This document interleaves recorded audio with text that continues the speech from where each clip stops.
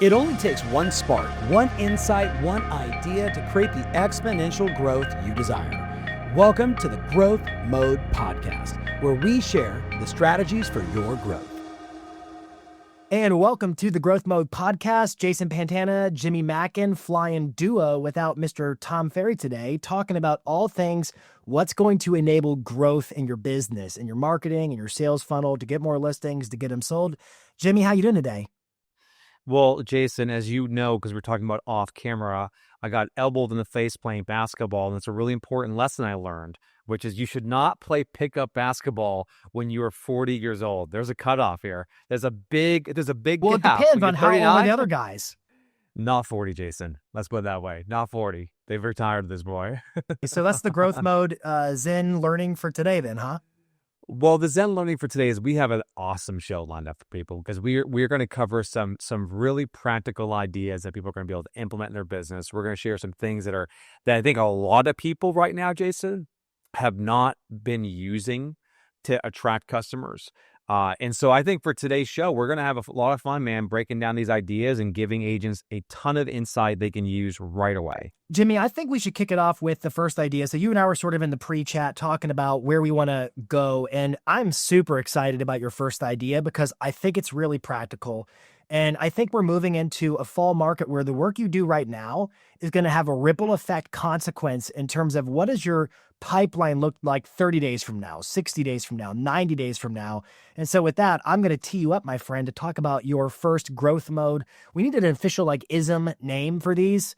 Are they hacks? Sure. Are they tips? We'll get there. But why don't you share with the group listening? Well, this one, I'll call it, Jason, on Brandon, as an absolute no-brainer. I mean, everyone who's listening, this should take advantage of this. Let me actually go ahead and share my screen real quick, Jason. I read a headline this past week. My friends over at RedX, Curtis Rand, sent this over to me at RedX, and he sent me over this. I'll break it up for you to see this here. You'll be really proud of me because I use Claude to be able to create this graphic. So, shout out to me. I actually listened to what you say here, Jason. But what you're looking at right now on the screen, and I'll describe it for those of you who are listening to the audio of this, is you're looking at the trend lines of the number of homes that are delisting per 100 listings. So back in 22, we had roughly anywhere between 5 to 6 per 100 homes that would take their home off the market. In 23, that jumped up to about 10 out of every 100. But I read a headline recently that showed us, this is a shout out to Realtor.com home survey that basically said 1 out of every, in this case, 13 out of every 100 homes were being delisted. So we've seen, to give you some data on this, Jason, we've seen essentially a 35% lift from May to June in the number of listings being delisted or expired. And this, they're what they define, Jason, as contracts canceled. But if you look at year over year, it's up 50% from the previous year. And so what I've seen is some agents take this opportunity and take full advantage of it by creating much better marketing around it. And so I want you to react to this because I'm going to show an example from both our friend Vanessa Riley from Doma Realty and Shannon Gillette, because both of them have done something really interesting. It's worth breaking down. But just give me your initial reaction to this sort of new expired data and what's happening as it relates to this trend line. I think you're spelling it out first and foremost, that it's a giant opportunity in the marketplace right now. These are folks who have the ambition to sell. This is a marketplace that, I've had a lot of conversations with different agents around the country, and it's a market that in most areas, it just lacks urgency. And so you have sellers who aren't necessarily getting where they need to be in terms of what does it take to sell. I'm going to add some more to that later on. And then buyers who aren't in a particular hurry. But I think if you're having this much of an increase in the number of expired listings and you're not putting together a proactive marketing sales plan to be the one who contacts them to help them achieve their goals of selling their properties, I think that's a giant miss. So I can't wait to see what our good friend Vanessa and Shannon have in store for us to look at today. Yeah, let's line up Vanessa real quick. I'll pull hers up as an example. So pull Vanessa Riley, Doma Realty on Instagram. So I'm going to play it without the audio, but we'll make sure we'll link to it in the show notes. essentially what she's been able to do, which I love, is she opens up with this hook, like, what happens if your home doesn't sell? And she talks about this story of this guy, Chad, who put his house in the market. He got no offers. Then Chad hired her. And then here's exactly what she did. A, B, C, D. And she provides it with proof, real examples, specificity. And then what I love about it, and she does something so smart that you should 100% take this and R&D this. At the end of the video, she goes, "You're probably thinking that we gave the home away." And so at the end of the video, she's saying, like, hey, you probably thought, like, oh, you do all this marketing, but you probably just lowered the price. And then she's like, actually, in fact, we sold it for, $85,000 above what they purchased it for in 2022. And it was just sort of this like mind-blowing moment as I was watching the video going, that is such a great use of this idea of like address and destroy the objection in the video. And then Jason, she ends the video with the CTA, which is, if you know someone who is like in a similar situation, be sure to share this video with them. And I just think that's like everything about this video, and I'll pull it up on the on her feed real quick too. Everything about this video is like R&D worthy. And I'll just like, you can see here the hook on it. I'll grab it here for a second, Jason. But yeah, let's pull it up because it's just like so good. So here's the hook. Here's the video. When your home doesn't sell. And then she just breaks it down. She shares the story. She shares the stats. She has that in the caption. And then, I mean, the hook is great. Hey, if you know somebody who's experiencing this, share this video with them. And what I like about that hook, Jason, instead of saying, if this is you, like, call me, this is important.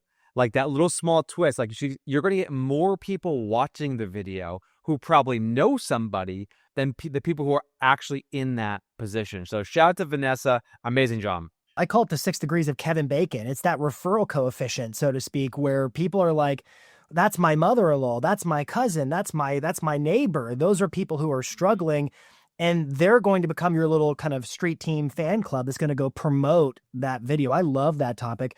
And I happen to know Vanessa also did a letter campaign to support that same video. And so I think that's also proof. What do you call it? Land and expand. Is that your terminology? Yeah. Once you have, land and expand, once you have a really good press-worthy piece to make a video about, it should also be a postcard or a letter or something else that allows you to take it to a bigger, broader audience. I love her hook. And with you, I'm having a hard time getting over that CTA at the end, because not only does it not feel salesy, but it leans into the way Instagram's algorithm works. We know that the most important metric that's going to determine the success or failure of your next Instagram reel, for instance, is how many shares. They call it sends per reach. And what that means is if 1,000 people watch your video, how many of them sent it to somebody else? So there's that little paper airplane icon. And so she's not only appealing to people's desire to help each other out, their neighbors, their mother-in-law, their whoever they know who's struggling, who's probably on the market right now, but she is also helping them help her algorithmically get in front of a bigger, broader audience. That's such an important point. I just want to double click on for everyone, because what Jason just said is, if your CTAs encourage people to share, the simple fact that they share helps you organically reach more people. And then, I mean, that is such a great point, Jason. It's such a smart call out, which is maybe our CTAs, maybe it's worth testing some of our CTAs instead of saying, hey, if you're thinking about selling, just drop a comment. Or if you want more information on this listing, just drop a comment. What she's doing here is saying like, hey, if you know of someone who you know would love a listing like this, be sure to send it to them right now. And I think that's like that little small change could help you, increase the reach of your, or increase the leads via referrals, but then also increase the reach. Great point, Jason. I absolutely love that. I love that video. Shout out to Vanessa Riley. That's phenomenal. All one has to do to make that video is go absolutely rock star on your next listing. And I think let's take a moment. We're talking about expireds for a second here. Yeah. And I think it's worthy of acknowledging that, okay, so Vanessa is using her success with an expired as the means to generate more expireds. I think, and I'm curious your perspective on this, I think a lot of people have the idea that the way we get expireds is strictly through prospecting efforts. It's just making outbound phone calls or door knocks or whatever it is. But I think this provides proof that there is a marketing solution as well to generating expired opportunities. And I also, just before I get your feedback on that, I also think what you said was really super smart, in that she is telling that story in a way where other people can see themselves in it. But I want to get your feedback. Like, what's your thought on expired listings? It's more than just prospecting. Well, let's take an example. Another example. I mentioned Shannon Gillette. We'll pull up Shannon Gillette here for a second, because Shannon Gillette, I think, just continues to lead from the front. Just really smart, innovative marketing at a high level, done really consistently. And so it's no surprise that she's basically on everyone's like who to follow list on social media.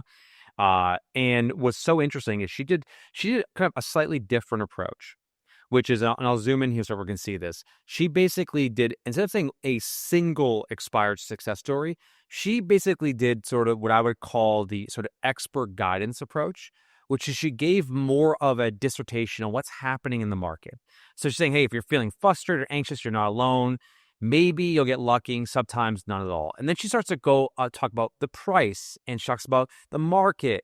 And she goes on and says, like, even if the best agent can't promise an overnight sale, patience is part of the process. And then she gives a real world example. Hey, we sold the house. It was 94 days. It had great marketing, thousands of views. It was well priced, but it ended up taking 94 days because that's how long it takes sometimes. And then she kind of goes on and says, like, be patient, don't cancel, hang in there. It's the market is shifting. And then she kind of highlights, here's some examples of like homes we sold in 3 days, and here's some examples of homes we sold in 70 days, and here's some examples of homes we sold in 94 days. And what I love about this story, this is a little bit of like preempting an expired, being able to maybe educate a seller in advance of taking the listing so that they don't have the expectation that their home is going to sell like it's 2021, Jason. And so I think both Shannon and Vanessa do a wonderful job. Vanessa is using a case study and highlighting why that listing, what she did and how she did it, and how you can do it for yourself as well with her. But what Shannon does, Shannon's like preempting this. So that way, if a seller calls her up, they now have, I think, better expectations. And therefore, it's going to be a lot less difficult and awkward to have those conversations about price reduction 60 days or 90 days down the road. And you have a great line, Jason, I think it's worth resharing. Your old broker taught you this around expectations. Give everyone that line, because I think this is Bobby Nareen. She's my original principal broker back when I first got into real estate, who said expectations can only be met when they're understood by all parties. That means that you have expectations, the seller has expectations, but they may not be aligned, and therefore they will not be met unless you discuss it up front. And I think you're right. This is preemptive in the sense that both Shannon and Vanessa are creating a narrative of understanding about what's happening in the marketplace. And I think we should all take pause for a moment and reflect in our social media efforts. Are we educating and informing and talking about the elephant in the room problems facing today's clients, or are we just checkbox posting the same stuff? Because right now the market has problems. I think we can say that safely. It has problems. And you're hired. What is the quote? I think it was Elon Musk that Tom always uses this quote, that your profit is directly correlated to the size of problem you solve or your income. Mm-hmm. And so I would look at this market and all of its challenges as what a golden opportunity to be the voice of reason, the voice of calm, the voice of assurance, the solution to address those problems so that sellers not only become aware of them, like that's your point, you preempt them to think, oh, wow, it's not the unicorn years anymore. Yeah. But you also help them recognize that, and I need you all the more. This is a skills-based market where your ability to get hired on the basis of skills is phenomenal. And Jimmy, one more thought that pops in my mind. So our good friends over at 1000 Watt, they did a phenomenal study, part of their membership program over the past month, where they ask sellers, how do they pick agents and what do they think about agents? And I won't give away the exact stats, but it was an alarming percentage of home sellers were literally stressed out. Those were the words. They were stressed out picking a listing agent. And why are they stressed? Because there's a lot at stake.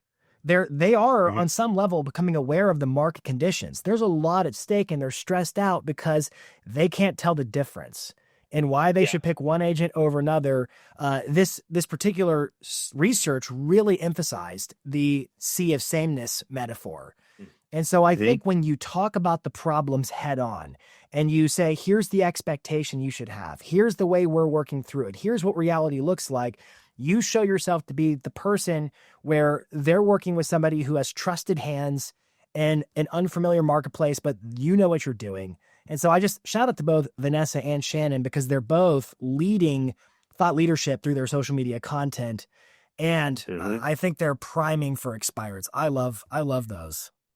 Yeah, and I'll recap real quick, and then we'll pass the mic to you for the big idea number 2 here, Jason. But big idea, expired listings are on the rise. As days on market increase, we will see more and more expireds. Really smart agents like Vanessa, like Shannon, are creating marketing campaigns to point to be able to say to potential sellers, hey, listen, if you're concerned about your home not selling, if your home's currently on the market and it hasn't sold, well, guess what? This is an area where I actually have a deep level of expertise. And so their ability to create marketing in the market about the market like they're doing right now is a massive advantage. So maybe you're in the Northeast where we don't have as many expires as they do, let's say in Phoenix or Miami. Well, guess what? It's coming. And if you're a smart agent who wants to be ahead of the trends, you want to add this lead pillar to your business, Jason. 100% agree. And speaking of trends, I'm going to segue and build off of this idea that if you're not talking about the market, again, in your videos, you're failing to demonstrate your worthiness for hire. Who do sellers hire? They hire the knowledge broker. And I would argue that video is the media of the day. And video, therefore, provides, to me, the biggest opportunity to talk about what's happening in the market and what it means for clients and advise them on next steps. And they're going to come to you because they're going to see your ability. Jimmy, this is totally an aside. I keep thinking about something Tom shared on, I guess it was last week's episode when we were podcasting. Do you remember he told the story where I believe it was his friend who sold a $10 million house and found the agent on Zillow? You remember that story that he told? Yeah. Where his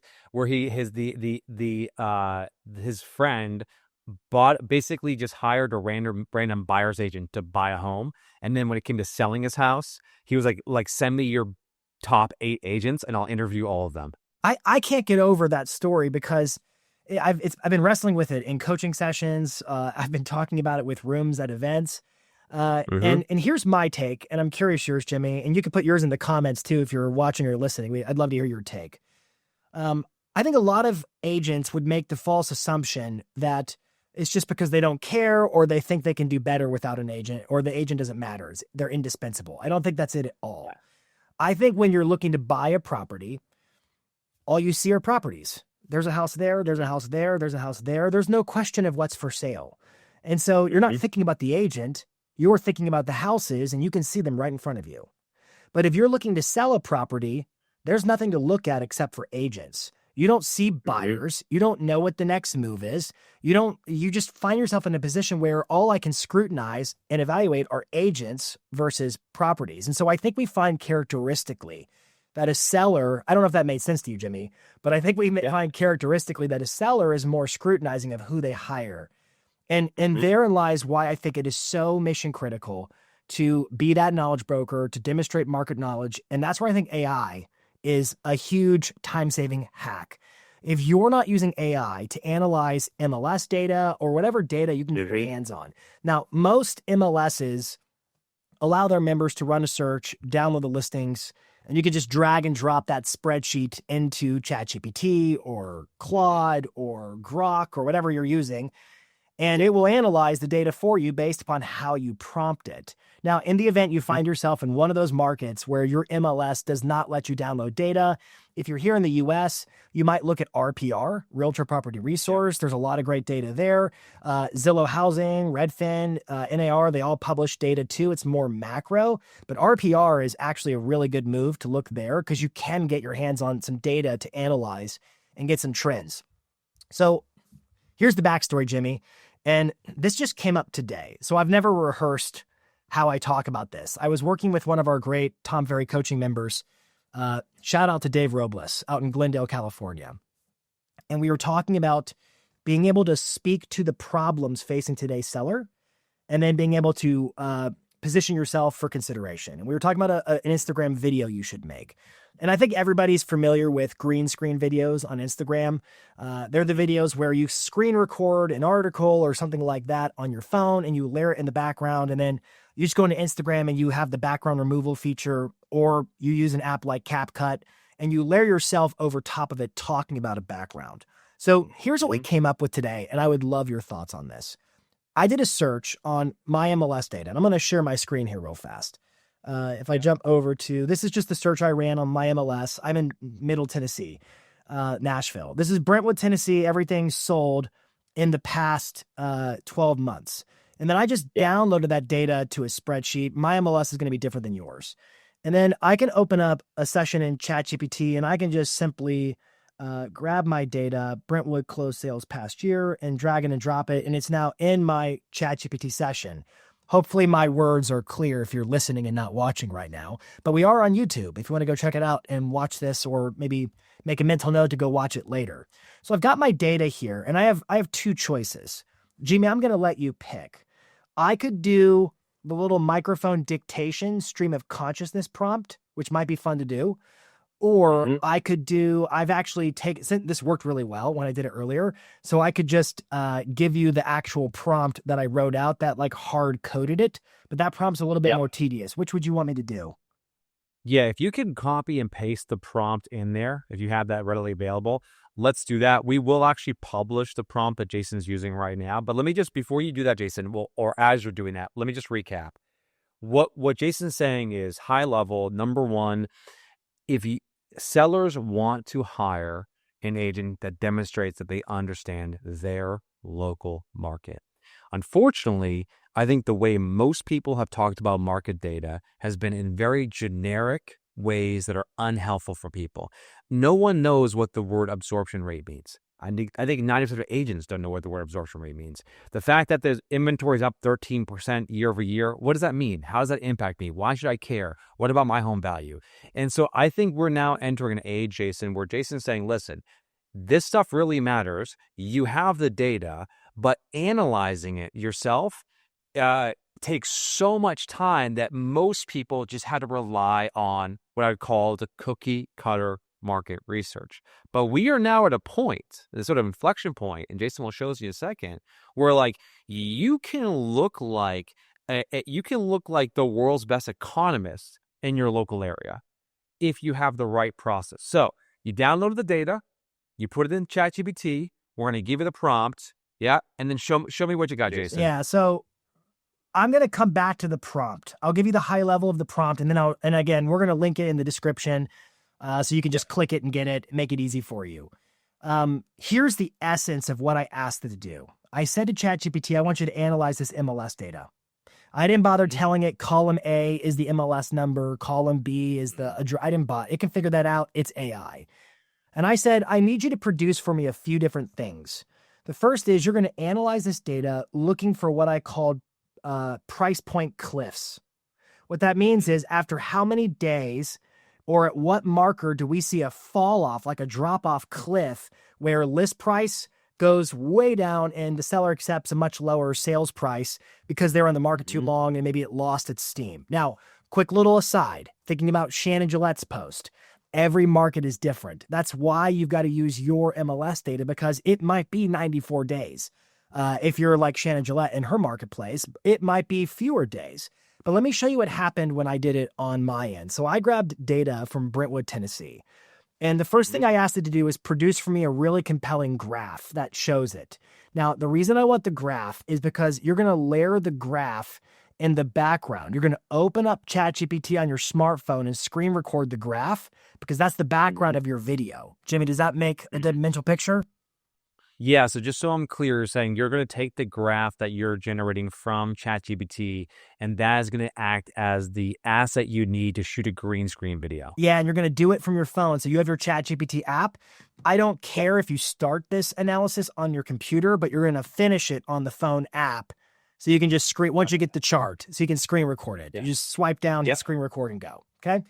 I'm going to scroll down. It says key cliff moments, and it starts going through its analysis for me.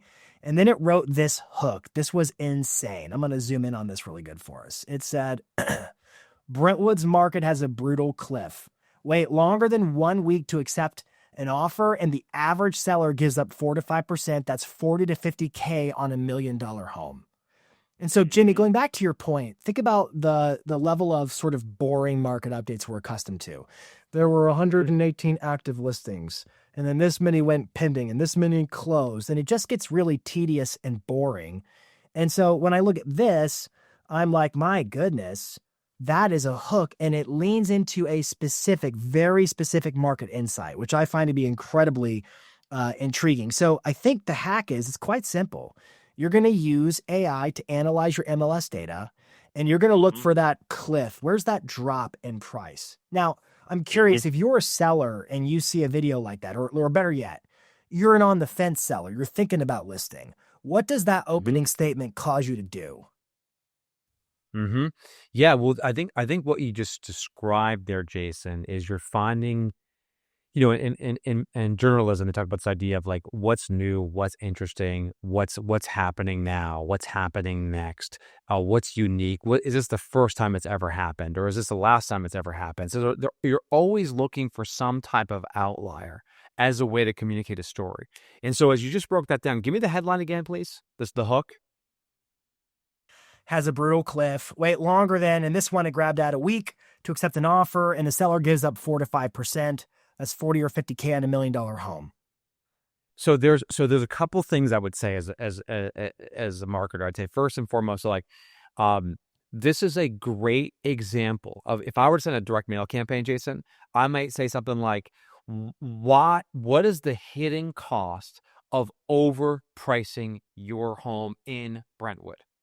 So right now we all know that sellers right now do not feel the pain of basically listing their home at their dream price. In their mind, they're saying to themselves like, well, maybe someone's dumb enough to offer us that price. Let's put it on the market. You and I both know, and everyone who's listening to this podcast knows, that taking an overpriced listing is someone who's just a glutton for punishment.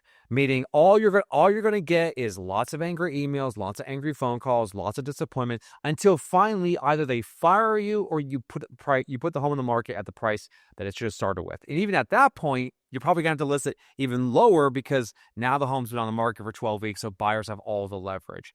So I love this idea. This is a big Zen learning, Jason. If I was listening to this podcast this podcast right now, you know what I do with this data? I would use this to have my pricing conversations at the dinner room table. And I think, so yes, Jason and I are talking about marketing. Hey, here's a great hook for a video. Here's a great headline for a letter. But I would use this data to say, what are the important pricing trends that I need to communicate to my sellers to avoid them overpricing their home when we list it. And I think if you present that data to them in a very simple, clear, objective way, I'm not suggesting they're going to come back down to earth. All I'm suggesting is at least you told them. To help them make an informed choice by sharing the right information. Jimmy, let me build on that for a moment if I could. So inside of AI Marketing Academy, we actually have a price reduction angle generator where it's the same idea. You're loading in MLS data, you're telling it about your listing, and you're helping it come up with the talking points based upon the data. But here's the broader, I think, opportunity, just to make it super simple for everybody who's listening or watching. It is as simple as this. You go to your MLS, you run a search for what's sold in your area that you want to be dominant in, you load it in ChatGPT, and you could just use this prompt. Hey, ChatGPT, here's a whole bunch of MLS data for the area that I want to win more listings in. I need you to comb through this data, and I need you to come up with no fewer than 10 amazing video topics that I could focus in on that are based upon this data so that I can create content that's compelling and positions me as a knowledge broker. And then just let it analyze the data and say, well, you could talk about this or this or this or this or this. And there's all of these different marketable opportunities buried in the data. I just think that right now, there's a real chance to use AI to massively accelerate and amplify you being that knowledge broker. And then use the data in your videos, in your emails, in your postcards, in your conversations around the table talking to sellers and buyers. That's my thought on this. Well, this is let me just recap this and we'll move on to our next big idea here. But Jason, this whole show is really about helping people grow their business. And one of the best ways to help people grow their business is to create more compelling content that separates themselves from everybody else. Blending in is not a strategy. And one of the ways to do that is using Jason's insight here is take data plus prompts equals magic. I mean, take a data, answer some really interesting questions and turn that into either conversation starters, turn that into email campaigns, postcards, videos, whatever that might be. But I think your ability to be like the chief economist for Nashville is never been easier. And this is an opportunity, Jason, where I would say I would push people a little bit. I'd say, also, taking this data, explain it to me like I'm 5 years old, right? So this idea, I just think the thing that everyone takes for granted in real estate is that when we see headlines and we look at inventory levels and we look at the median sales price, we look at the delisting rate and all that, it's hard for consumers to understand what this actually means and how it's going to impact them. So I love this idea of just taking that data and say, okay, cool, I got it. Now, how can I position it so it's really easy for someone to understand? I was at an event recently, and it was in a market that was really struggling. It was just a challenging marketplace. And I had an agent who was very courageous and was honest with me to say, I don't want to talk about negativity in the marketplace. And because all the stats, they're really depressing. And that's what it's just so depressing. To which I responded and said, well, that's a matter of perspective. And I said, watch. And so I reprompted the AI. I was like, give me happy statistics about what's happening in the marketplace. And so I just want to reinforce the power to be able to be, I love the way you put it, like your hyperlocal economist. Whether you want to talk about where are the challenges, where are the opportunities, either way, AI is your ultimate calculator to help you navigate what are those data points, what are those talking points. And one quick pro tip here before we move on to what I think, Jason, is probably one of the coolest things I've seen with AI recently that I know you know about, but I know the audience who's going to listen to this podcast is probably not taking advantage of yet. But one thing to keep in mind is that one of the best ways, and we're going to find out who said this quote, because this quote really always resonates with me. It's something I think about as a marketer. And I'm going to paraphrase here, but a small admission is how you get a greater acceptance. That quote of a small admission is how you get greater acceptance, is this basic idea that if the market is terrible right now and you want to position it as a positive note, as an example, well, what you would do, Jason, is listen, I know affordability is at an all-time low. I know that this has been a very challenging market for a lot of you who are watching this video right now, but I would not be good at my job if I didn't mention the fact that if you are a buyer, well, the good news is you're not having to put in an offer with no inspection, right? Being as 30 other people, you have more options. If you're a seller who's going to plan on moving, you can properly plan it out, and it's not such a pan. So you can you have a small admission about, hey, this is not an easy market, and then you turn the corner. If you don't do that, what it looks like is you're just another agent saying it's never been a better time to buy, date the rate bear of the house, you should sell your house, we can get you a cash offer. So a small admission is the best way to get a greater acceptance. Now, Jason, please tell me who said that. Well, Jimmy, based upon my pushing back and forth with AI, it is attributed to SpongeBob SquarePants. No, I'm just kidding. I think it's yours, my friend. I think I'll take it. It's yours. I'll take it. Okay, good. So long as it wasn't a dictator, I'm happy. All right, so Jason, can I show you something that I was playing around with this morning that I love? We mentioned Greg Eisenberg on the call recently. I think it was last week's episode, and it was so good. it was like that guy is just a machine on X, just producing such amazing content. So I saw him talk about ChatGPT's new built-in agent tool. So I'm going to share my screen right now. Now, I believe I pay the $200 a month for the, like, whatever the pro version is of that. I downgraded and then I quickly ran out of credits on O3 and I just had to re-upgrade into it. So let me just start real quick. I asked ChatGPT, using the new agent model, to analyze the 500 emails under my promotions tab. And I asked them to say, I want you to imagine that you're a professional copywriter and I want you to stack rank these subject lines based on which one you believe would be the best. Additionally, I want you to create a column that basically gives me a real estate version of the same subject line. So let me just recap. I asked AI to analyze all the emails in my inbox from other brands, other agencies, other companies who are trying to sell me something. I said, I want you to analyze the last 500. I want you to stack rank them. And then I want you to create a real estate version of that. And oh my God, Jason, it actually did it. It actually worked. And so when I pull up this spreadsheet here, you could see this spreadsheet actually includes all of the emails I've received, the most recent 500, which is like probably 2 days worth of data. And it just like starts kicking off real estate versions of headlines. And so I took this and I just highlighted a few that I loved. So this one was from, oh, I'm sorry. Let me go ahead and share my entire screen here, Jason. So here's the actual spreadsheet it gave me. Okay. So open this email for 20% off. It gave that as number 9 on the list. And then it said, open this email for the best listing this week. I mean, that's if you have a new listing that's coming on the market that you're like, hey, this is a great deal. You can say just listed, or you could say, open this email for the best listing this week. This one's really straightforward. Are you still interested in these deals? Are you still interested in selling your home this year? That's a good old-fashioned Chris Voss. Or have you given up on selling your house this year? We've talked about price drops, the biggest markdowns, the biggest price drops this week.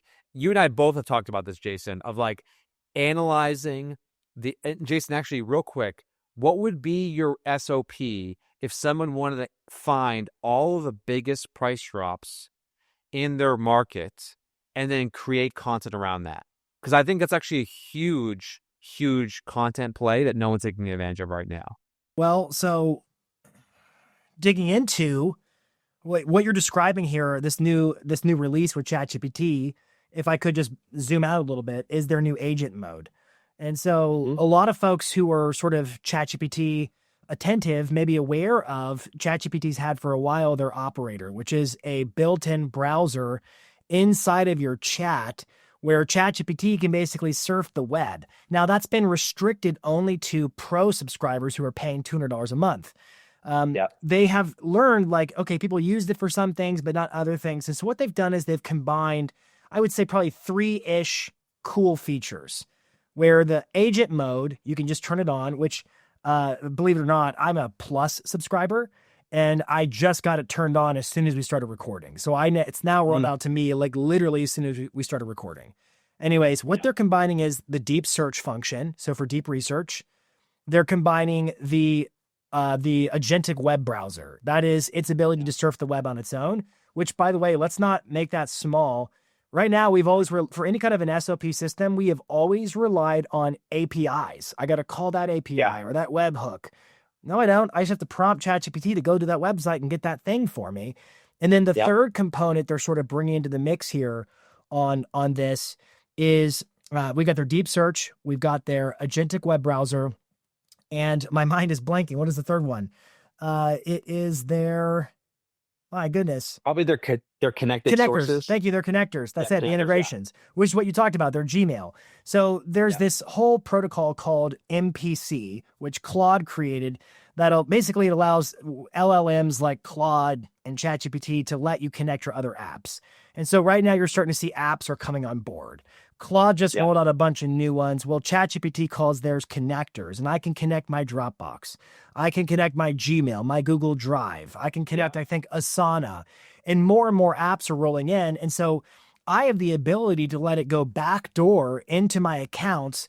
But what is also interesting is in that browser, I can take over the browser, and I believe this is still true. I haven't tested this, but In the operator browser, I could actually open it up and I could go log in to my own MLS.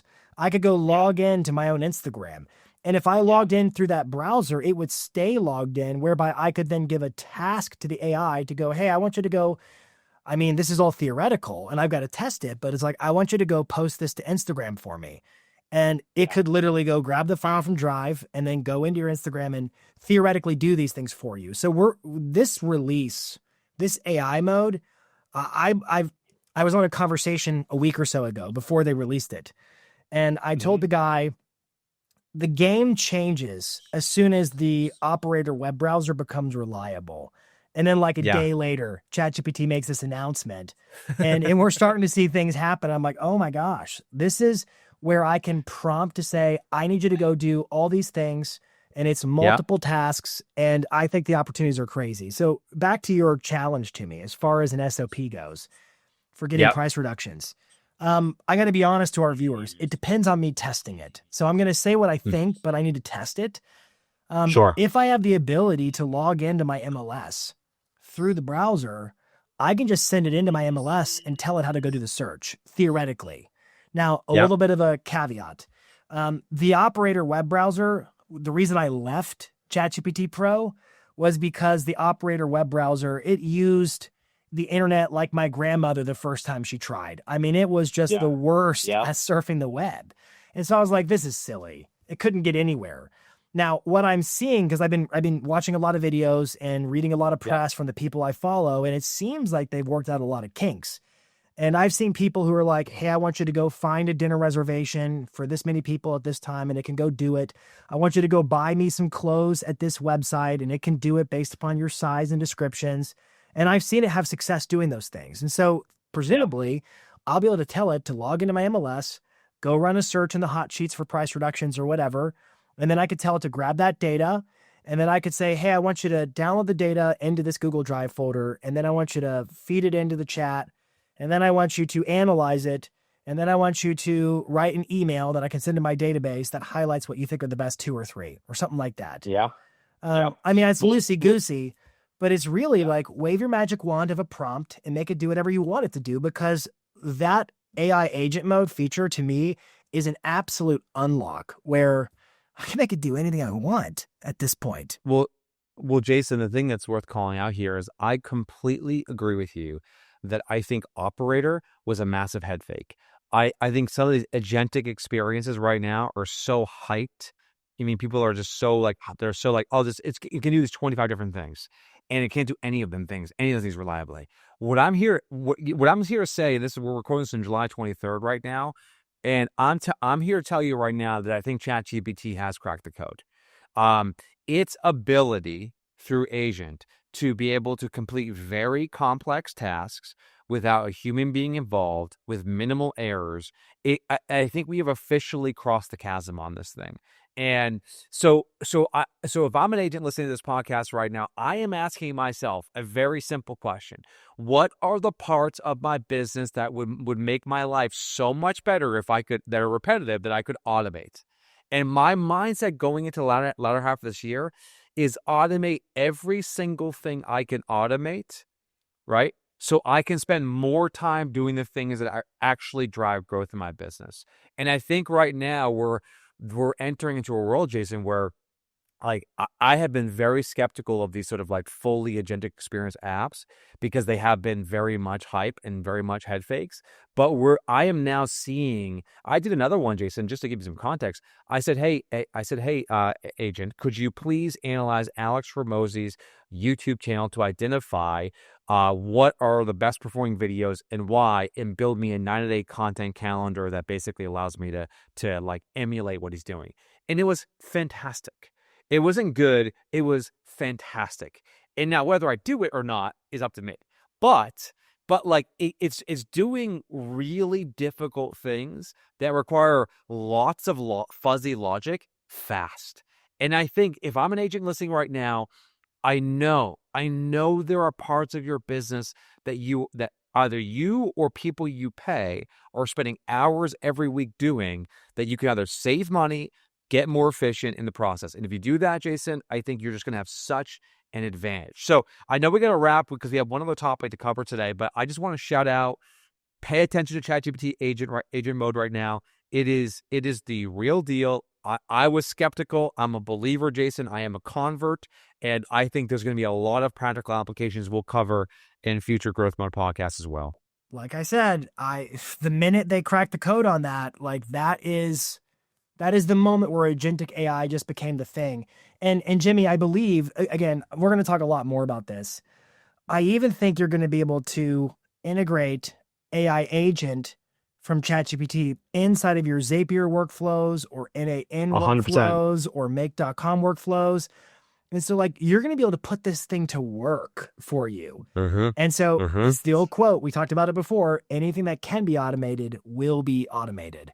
All right, last topic. Jimmy, I want to get your take on this especially. So we've talked quite a bit today about the market. And quite frankly, a lot of agents, if you're talking to agents in the field, they're struggling to get listings sold. The way I look at it is an unsold listing is cash trapped in limbo for you and for the seller. It's just everybody stuck waiting in suspended animation, hoping for things to change. And so what I want to do is have a kind of a jam session on what are we seeing or what's possible or what are we thinking about the idea of how you're going to get listings sold that are lingering. Because when it isn't launched, it lingers. Thoughts? Well, let's give two scenarios. Scenario one, you've gotten maybe some people to view the property. You've had some showings, but you've had no offers. Let's take scenario two, where you just have not got any offers in the home. Okay.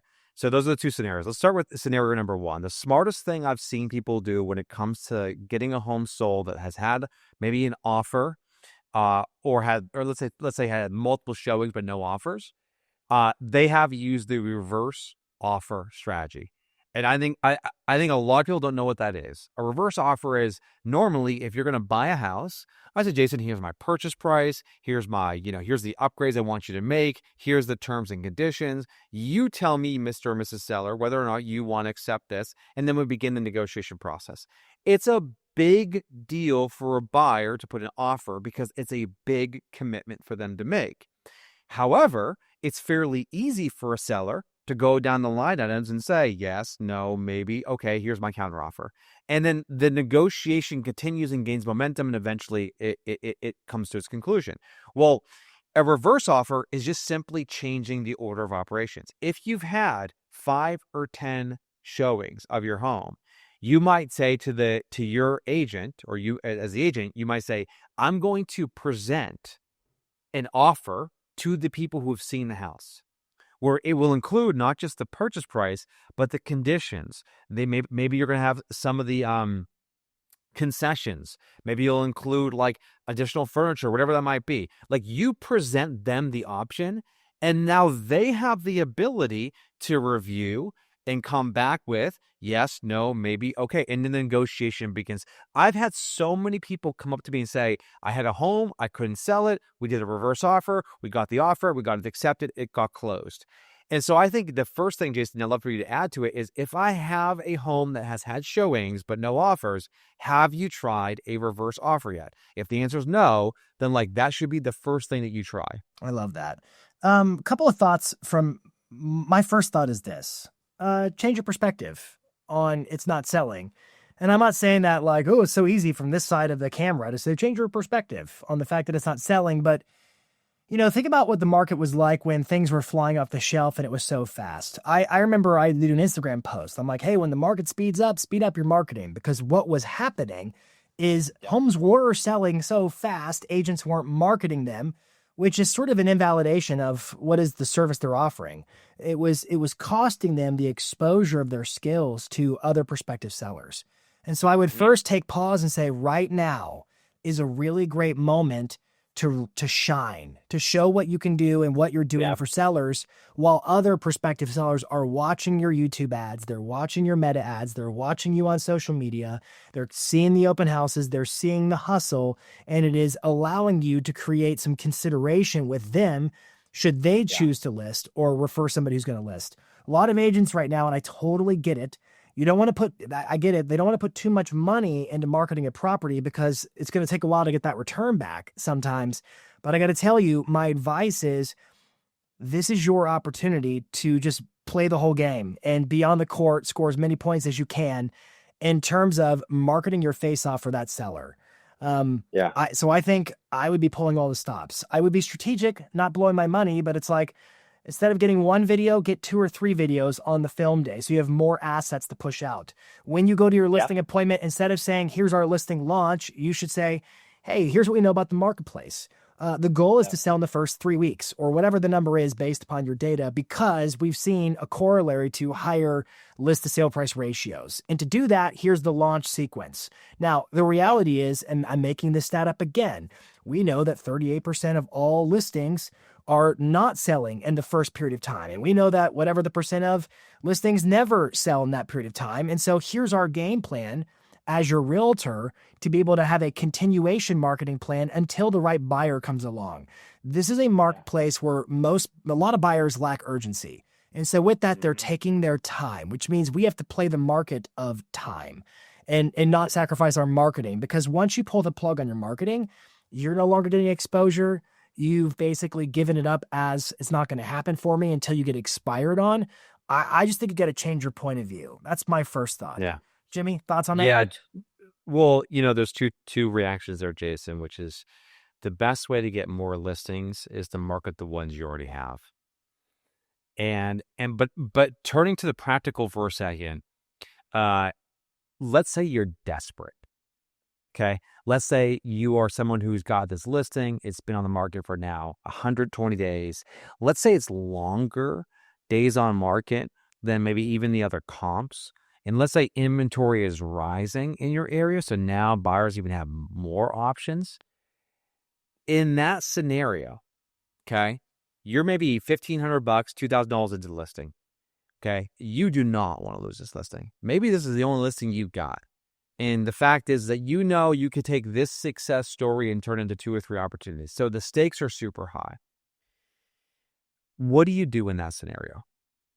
If you're someone who's listening to the podcast who's in that where you got to get this damn thing sold and the seller is being stubborn on the price, what do you do in that scenario? Yeah. So my first thought is, and I would love for everybody who's listening or watching to drop a comment. What do you do? You're pros. You've been there. I want to hear your perspective. I'm not a know-it-all. Here's my thought though.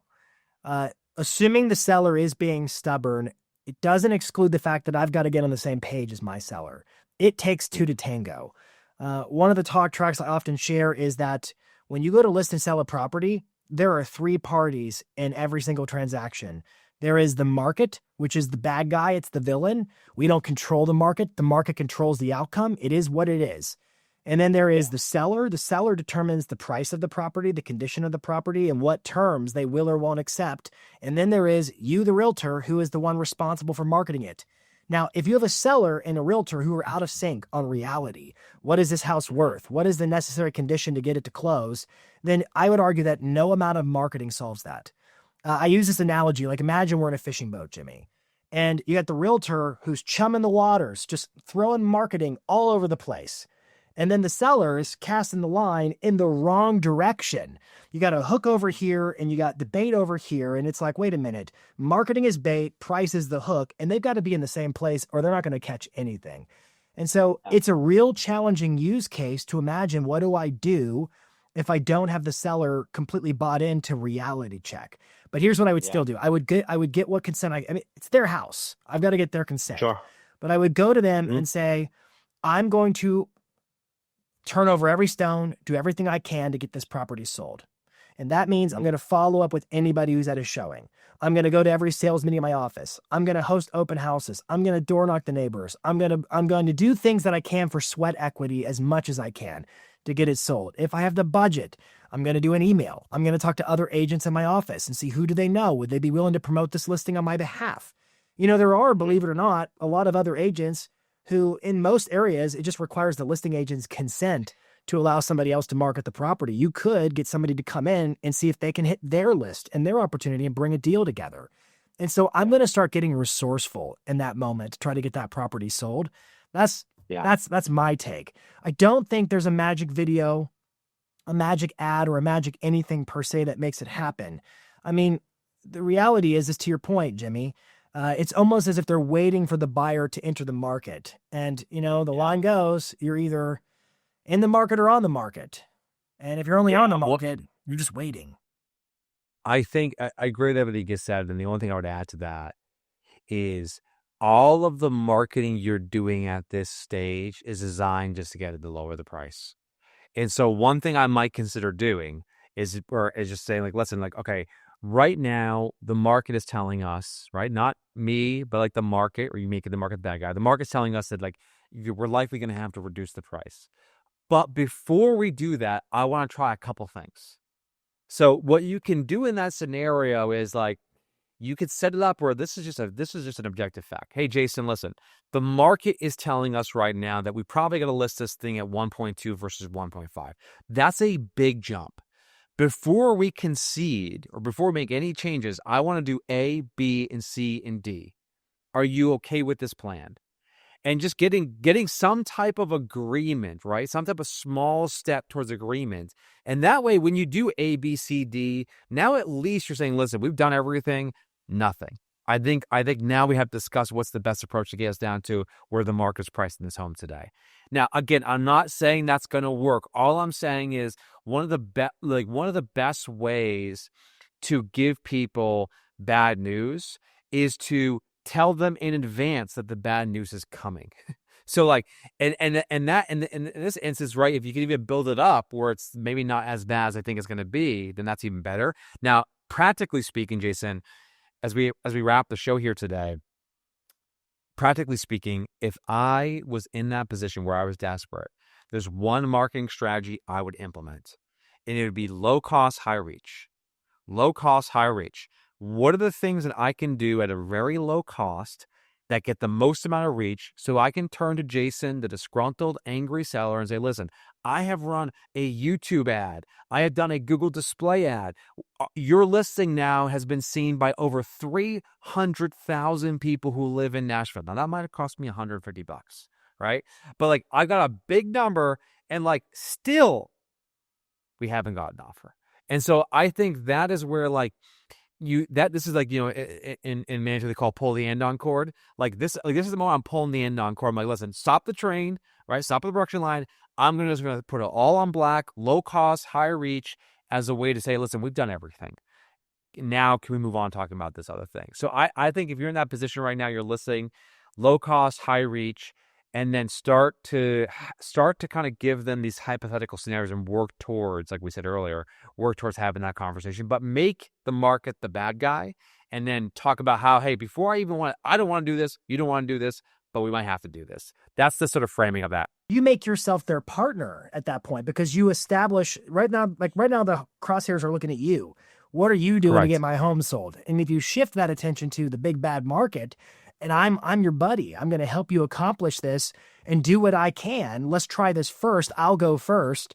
You're right, man. That's a super smart play. Really great insights. I love it. Dude, we're definitely hitting the clock on this one. So I think we need to call it. But I want to say for everybody who's listening or watching, we're so grateful for your attention. Let us know in the comments what's your takeaway from today's episode, and questions, ideas of future topics. We want to hear those too. And I think that does it for this week of the Growth Mode Podcast. Jimmy, any final words? If you're not following us on YouTube, follow us on YouTube. We're on the Growth Mode Pod on YouTube. We are going to be on Instagram. We'll be posting there, and we will have a brand new audio feed for our friends on Spotify and Apple. So be sure to tune us there. And we will read all of the comments. So if you have any questions or comments, definitely drop them on the videos. We will be in there interacting with you guys. Great show, Jason.